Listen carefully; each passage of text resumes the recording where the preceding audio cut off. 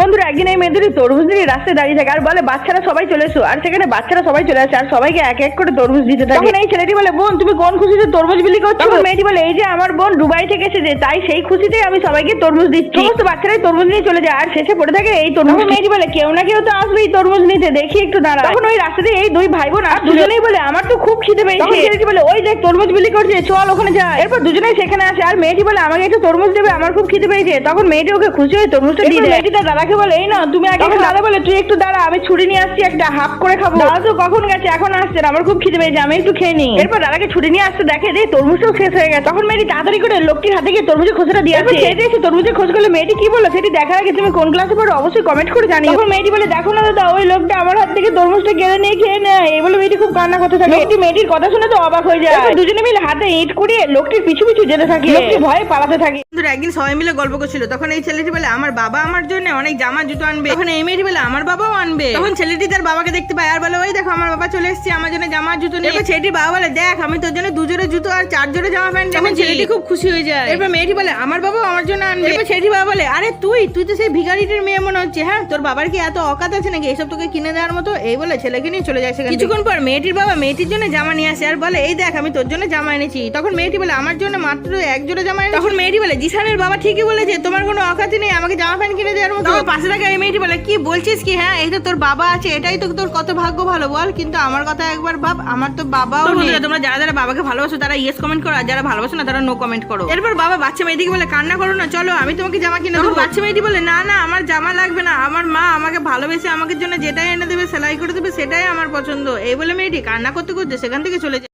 একদিন লোকটি কথা বলতে বলতে আস্তে আস্তে ছেলেটির গায়ের উপর পড়ে যাচ্ছিল। তখন লোকটি ছেলেটির কাছে মাপ চেয়ে নেয়। তখন ছেলেটি বলে আচ্ছা ঠিক আছে কোনো ব্যাপার না। এরপর সেখানে এই লোকটি আসে হাতে কিছু খাবার নিয়ে আর সঙ্গে একটা ক্যামেরাম্যান ছিল। এরপর এই লোকটি গাড়িতে উঠতে গিয়ে তাকিয়ে দেখে যে লোকটি হাতে খাবারটা বার করে আর প্যাকেটটা দিয়ে ছেলেটিকে দিতে যায়, কিন্তু হাতে দেয় না আর তারা খুব ভালো করে ছবি তুলছিল। এরপর লোকটি পুরো প্যাকেটটা ছেলেটির হাতে ধরিয়ে খুব সুন্দরভাবে ছেলেকে ছবি তুলতে বলে আর খুব সুন্দরভাবে একটা ছবি তুলে নেয়। এরপর ছবি তোলা হয়ে গেলে লোকটি এই প্যাকেটের খাবারটা ছেলেটির পাশে নামিয়ে রেখে দেয়। ছেলেটির হাতে না দিয়ে চলে যায়। এমন কাণ্ড দেখে লোকটির অনেক কষ্ট হয়। এরপর গরিব ছেলেটি পাশে ওই প্যাকেটটা থেকে দূরে ছড়িয়ে দেয়, বলে আজ খাবোই না। এদিকে এই লোকটি ছেলেটির মন খারাপ দেখে দোকানে প্যাকেটে করে কিছু খাবার নেয়। এরপর ছেলেটির সামনে খাবারটা দেয়। খাবারটা দেখে ছেলেটির ভীষণ লোভ হয়, কিন্তু ছেলেটি খাবারটা না নিয়ে রাস্তার এদিক ওদিক চারিদিকে দেখতে থাকে। তো বন্ধুরা ছেলেটি কি সিঙ্গারাটা নিল সেটি দেখার আগে তোমরা কে কে সিঙ্গারা খেতে ভালোবাসো অবশ্যই কমেন্ট করে জানিও। এরপর লোকটি ছেলেটিকে বুঝতে পারে আর বলে না না এখানে কেউ নেই তুই নে। তখন ছেলেটি খুশি হয়ে সিঙ্গারাটা নিতে থাকে আর দুজনে মিলে একসাথে বসে খেতে থাকে। একদিন ছেলেটি মেয়েটিকে দেখে ঝাড়ি মারছিল আর এদিকে মেয়েটি ছেলেটিকে মার দেখায়, বলে মার খেয়েছিস, আর এইদিকে ছেলেটি বাইকটা চলে যায়। পরের দিন ছেলেটি আবারও এসে মেয়েটিকে ঝাড়ি মারতে আরম্ভ করে। তখন মেয়েটি বলে দাঁড়া আমি এক্ষুনি আমার বাবাকে ডাকছি। এই বলে তার বাবাকে ডাকে।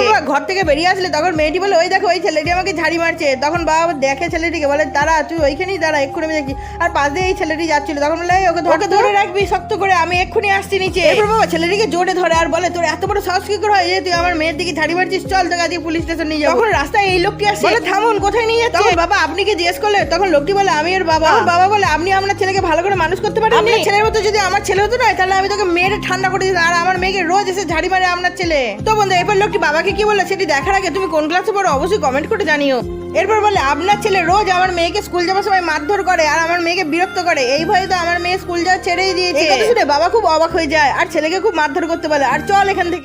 একদিন ছেলেটি রাস্তায় বসে জলের বোতল বিক্রি করছিল আর পাশে ফুচকার দোকান ছিল। ছেলেটি তখন মনে মনে বলেছে সকাল থেকে জলের বোতলগুলো নিয়ে বসে আছি, একটাও বিক্রি হচ্ছে না, ভালো লাগছে না আমার, তো আমি বাড়ি চলে যাই। এই বলে ছেলেটি বোতলটা নিয়ে চলে যাচ্ছিল। ফুচকাওয়ালা এসে ছেলেটিকে ডাকে, বলে কি হয়েছে চলে যাচ্ছিস কেন?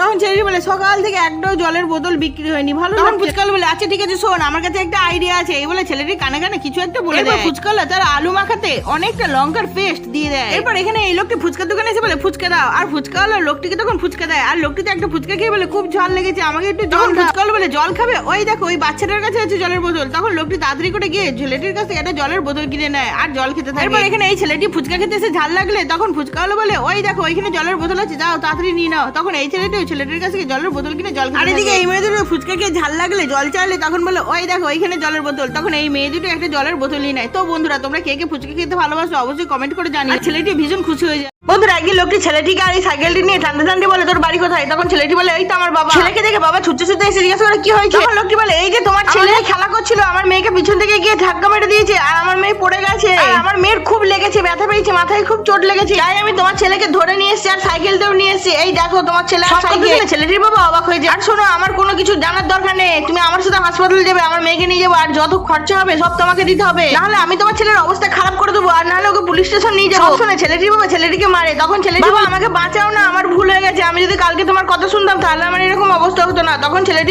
যখন জোরে সাইকেল চালিয়ে যাচ্ছিল তখন তার বাবা বলে এত জোরে সাইকেল চালাতে নেই, রাস্তায় অনেক লোকজন আছে, তাদের তো ধাক্কা লেগে যেতে পারে। ছেলেটি বলে কিচ্ছু হবে না, আমি খুব ভালো সাইকেল চালাতে পারি, এই বলে বাবার কথা না শুনে চলে যায়।